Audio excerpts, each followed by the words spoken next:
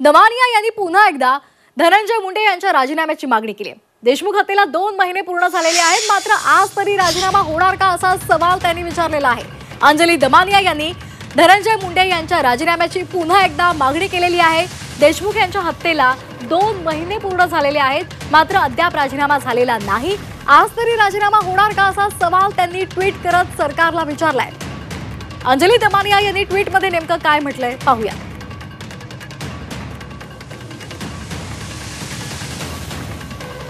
आज स्वर्गीय संतोष देशमुख यांना जाऊन 2 महिने पूर्ण झाले। आज तरी राजीनामा होणार का? आज स्वर्गीय संतोष देशमुख यांना आदरांजली म्हणून यामध्ये मुंडेंवरचे सगळे आरोप पुराव्यासकट सीएम लोकायुक्तांना पाठवत आहे। मुंडेंचा पाठिंबा वाल्मिक कराडला नसता तर ही क्रूर हत्या झाली नसते।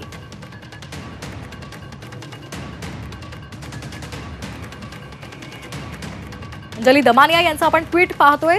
आज तरी ते चौकशी लावतील आणि राजीनामा घेतील अशी अपेक्षा आहे असं त्यांनी म्हटलंय। अजून बरंच काही करणं बाकी आहे असंही अंजली दमानिया यांनी म्हटलंय। अजून त्या गाडीमध्ये सापडलेल्या फोनचा डेटा सुद्धा रिकव्हर झालेला नाही। तो बडा नेता कोण आहे हे अजून कळलेलं नाही। धनंजय मुंडे मंत्रिपदावर आहेत,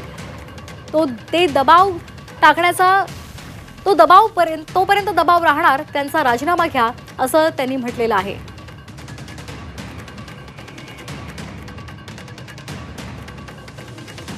आणि या संदर्भात अधिक माहिती घेणार आहोत आमचे प्रतिनिधी ज्ञानेश्वर पतंगे यांच्याकडून। ज्ञानेश्वर, आपण पाहतोय एकीकडे कृष्णा आंधळे पोलिसांना सापडत नाहीये, तर दुसरीकडे 2 महिने झालेले आहेत, मात्र आता विरोधकांनी रान पेटवलेले आहे। धनंजय मुंडे यांचा राजीनामा घ्या असं म्हटलं जात आहे। सुरेश धस हे स्पष्टपणे सांगत नाहीये, मात्र राष्ट्रवादीची प्रतिभा कुठेतरी मलिन झालेली आहे जनतेमध्ये आणि त्यामुळे राजीनामा घ्यावा असं त्यांनी म्हटलेलं आहे। कशा पद्धतीने पाहायचं याकडे?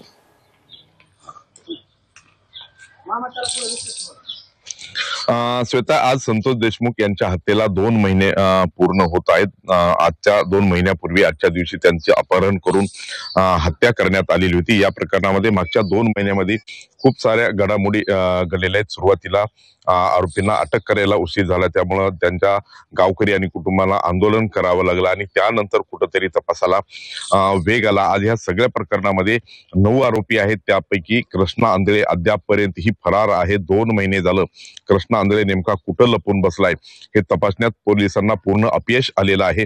बाकी आरोपी मकोकामधले बाकी आरोपी विष्णू चाटे, वाल्मिक कराड, सुदर्शन गुले यासह जे 8 आरोपी आहेत ते जेलमध्ये आहेत, मात्र त्यांचा तपास सुरू आहे। CID, SIT आणि न्यायालयीन समिती या सगळ्या प्रकरणाचा तपास करते, मात्र विष्णू चाटे याला अटक होत नाही। त्यामुळे हा तपास कुठेतरी पूर्णत्वाकडे जातो आहे किंवा योग्य दिशेने जातो आहे असं अजिबात म्हणता येणार नाही। आज बरोबर 2 महिने झालेत आणि आपल्या बरोबर आहेत संतोष देशमुख यांचे बंधू धनंजय देशमुख।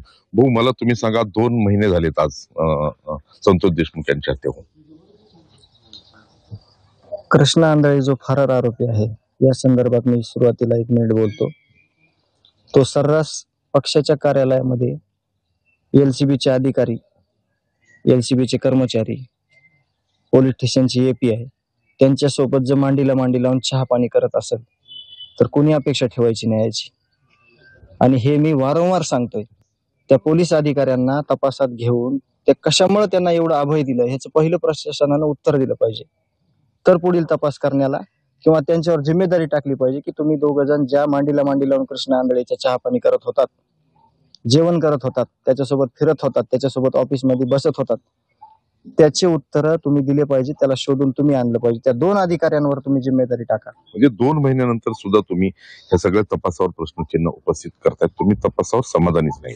तपासावर आम्ही समाधानी आहेत किंवा नाही हे तपास झाल्यानंतर आम्ही व्यक्त होऊ, पण हा तपास पोलीस यंत्रणेकडे ज्या वेळेस होता त्यावेळेस मी बोलतोय CID आणि SIT हे योग्य रीतीने काम करत आहेत। जे काम करते त्याला काम केलं म्हणावं लागेल आपल्याला। त्यांची जे सगळे समिती आहेत, त्यांचे जे सगळे लोक आहेत ते जिकिरीनं काम करतायत सगळ्या गोष्टीचं। पण तुमचा जर पाया पक्का नसेल, तुमचं जर खच्चीकरण केलं जात असेल, तुम्हाला तपास यंत्रणेनं सगळे पुरावे व्यवस्थित दिलेले नसतील तर तुम्हाला अडथळे आलेले त्याचे जिम्मेदार तुम्ही पण नाहीत आणि आम्ही पण नाहीत। पण जे केज पोलीस स्टेशन सगळं जे विखुरलेलं होतं, जे बारगळून गेलं होतं सगळं, त्या ऑफिसमध्ये बसण्याचे कारण, त्यांच्यासोबत चहापाणी करण्याचे कारण अजून स्पष्ट झालेले नाहीत. निलंबन करणे, ट्रान्सफर करणे, यापेक्षा ते का झालं, कशासाठी झालं, ते का केलं, तुम्हाला यासाठी समाजानं समाजसेवक म्हणून नेमलेलं आहे का? तुम्ही जर सुरक्षा समाजाची करू शकत नाहीत तर तुम्ही काय कशासाठी तुम्ही तुमची- वारंवार खरं तर ह्या सगळ्या तपास यंत्रणांची भेट घेतायत, त्यांच्याशी चर्चा करतायत, त्यांना माहिती देतायत. ते पण तुम्हाला सांगतायत की तपास कुठपर्यंत आलाय. संतोष देशमुख यांच्या हत्येचा तपास नेमका कुठपर्यंत आलाय? असं आपल्याला सांगता येत नाही कुठल्या कंडिशन पर्यंत आलाय, पण मी नक्की सांगतो, ज्या पद्धतीने ह्यांनी कुठलाही न विचार करता लेकरा बाळांना ओळख करताना, बेवारस करताना आम्हाला सगळ्यांना ह्यांनी काहीच कुठलाच विचार केला नाही. ह्या लोकांना फक्त फाशी होणार आहे हे मात्र मी तुम्हाला सांगतो. एवढं आता मात्र एक दुसरा प्रश्न असा आहे, आज 2 महिने उलटले. 2 महिने खरं तर खूप मोठा काळ आहे. देशमुख कुटुंबीय खूप आनंदी कुटुंब म्हणून ह्या सगळ्या पंचक्रोशीत बघितलं होतं. आता हे 2 महिने तुम्ही कसं सहन केलं हे सगळं? सहन होत नाहीये. फक्त ते तुमच्या माध्यमातून समाज बांधव येतात, सगळ्या जाती धर्मातले लोक येतात.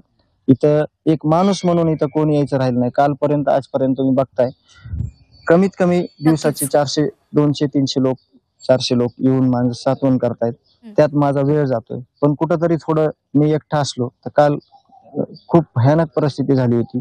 माझे आणि सगळे मित्रपरिवार, गावातले सगळे लोक मला समजून सांगत होते की आम्ही तुझ्या नक्कीच. पाठीशी आहेत, तू लढाई चांगली लढलास. पण मला मला मी ह्या लढाईला लढाई म्हणत नाही. का लढाई लढू ही? का माझ्या भावाला मारलं ह्यांनी? का हे माझ्यावर वेळ आणली? श्वेता, आपण पाहतो आहे की पहिल्या दिवशी जी भावना होती, जी परिस्थिती होती ह्या सगळ्या कुटुंबाची, खरं तर आज देखील तीच आहे. या प्रकरणावरून वेगवेगळं राजकारण होताना आपण सध्या पाहतो आहे. या प्रकरणातली आरोपींना अटक झाली, मात्र या आरोपींना अभय दिल्याचा आरोप करत धनंजय मुंडे यांचा राजीनामा घ्यावा असं सातत्यानं सांगितलं जातंय आणि त्या राजीनाम्यावरूनच कुठंतरी सध्या नाट्य आपल्याला पाहायला मिळते.